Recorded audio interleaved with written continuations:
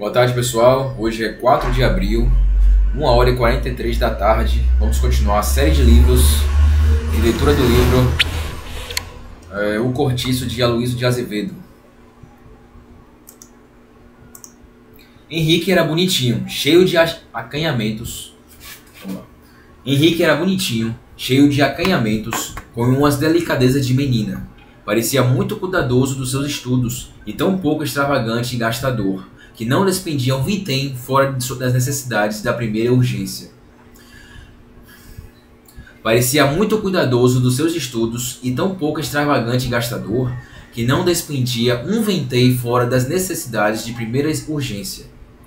De resto, a não ser de manhã para as aulas, que ia sempre com o Miranda, não arredava pé de casa senão em companhia da família deste. Dona Estela, no cabo de pouco tempo, mostrou por ele estima quase maternal e encarregou-se de tomar conta da sua mesada posta pelo negociante, visto que o Henriquinho tinha ordem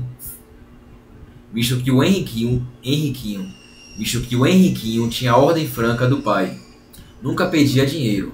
Quando precisava de qualquer coisa, reclamava de Dona Estela, que por sua vez encarregava o marido de comprá-la, sendo o objeto lançado na conta do fazendeiro com a comissão de usuário.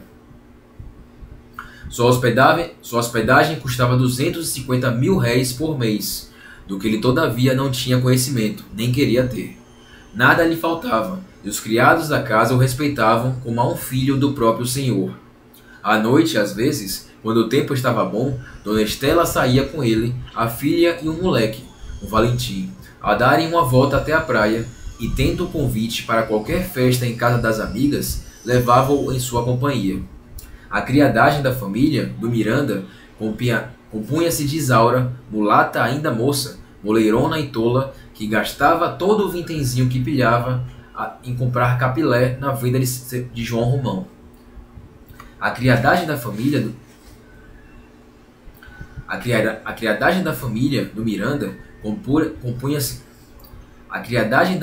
Miranda compunha-se de Isaura, mulata ainda moça, moleirona e tola, que gastava todo o vintenzinho que pilhava em comprar capilé na venda de João Romão, uma negrinha virgem, chamada Leonor, muito ligeira e viva, lisa e seca como um moleque, conhecendo de orelha, sem lhe faltar um termo. Uma negrinha virgem chamada Leonor, muito ligeira e viva, lisa e seca como um moleque, conhecendo de orelha, sem lhe faltar um termo, a vasta tecnologia da obscenidade, e dizendo sempre que os cacheiros ou os fregueses da taverna, só para mexer com ela, lhe davam atracações.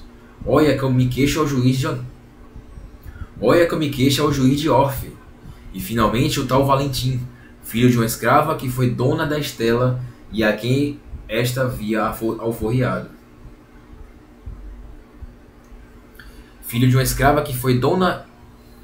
E finalmente o tal Valentim, filho de uma escrava que foi de Dona Estela, e a quem esta havia alforriado.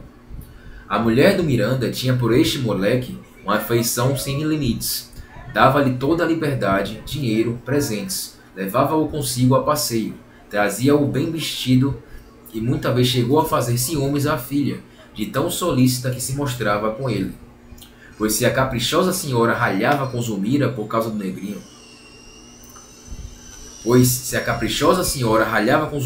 causa do negrinho, pois se quando se queixavam os dois, um contra o outro, ela nunca dava razão à filha.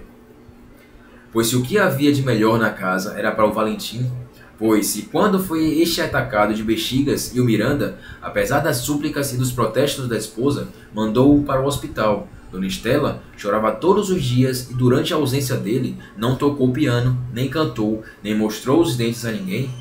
E o pobre Miranda, se não queria sofrer impertinências da mulher e ouvir sensaborias defronte dos criados, tinha de dar ao moleque toda a consideração e fazer-lhe humildemente todas as vontades. Havia ainda, sob as telhas do negociante, um outro hóspede além do Henrique, o velho Botelho. Este, porém, na qualidade de parasita. Era um pobre diabo, caminhando para os 70 anos, antipático, cabelo branco, curto e duro, como escova, barba e bigode do mesmo teor.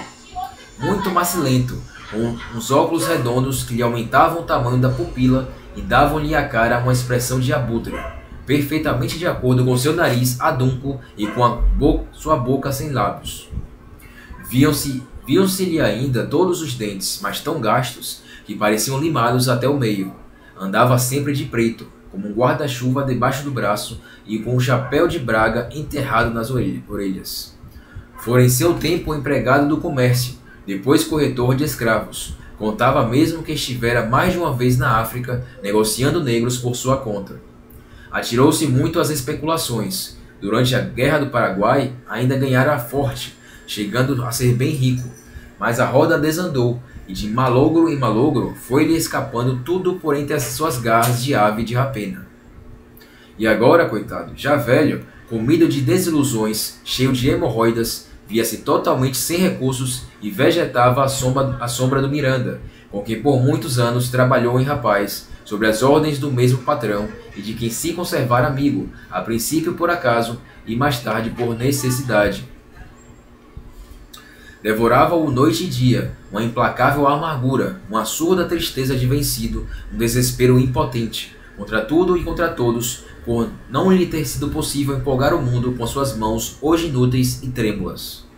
E como seu atual estado de miséria não lhe permitia abrir contra ninguém o bico, desabafa vituperando as ideias da época. Assim, eram às vezes muito quentes as sobremesas do Miranda, quando, entre os outros assuntos palpitantes, vinham à discussão o movimento abolicionista que principiava a formar-se em torno da Lei Rio Branco. Então Botelho ficava possesso e vomitava frases terríveis, para a direita e para a esquerda, como quem dispara tiros sem fazer alvo, e vociferava imprecações, aproveitando aquela válvula para desafogar o velho ódio acumulado dentro dele. Bandidos! Berrava apoplético. Cáfila de salteadores! E o seu rancor irradiava-se e o seu rancor irradiava-lhe dos olhos em setas envenenadas, procurando cravar-se em todas as brancuras e em todas as claridades. A virtude, a beleza, o talento, a mocidade, a força, a saúde e principalmente a fortuna, eis o que ele não perdoava a ninguém, amaldiçoando todo aquele que conseguia o que ele não obtivera, que gozava o que ele não desfrutara, que sabia o que ele não aprendera.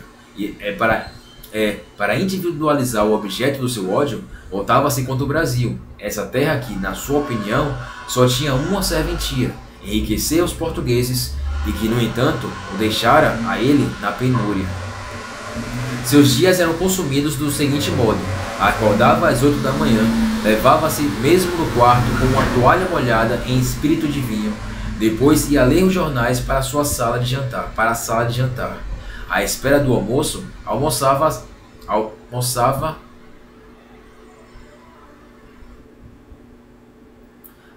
e saía. Tomava o bonde e ia direitinho para uma charutaria da Rua do Ouvidor, onde costumava ficar sentado até as horas do jantar, entretido a dizer mal das pessoas que passavam lá fora, defronte dele. Tinha a pretensão de conhecer todo o Rio de Janeiro e os podres de cada um em particular.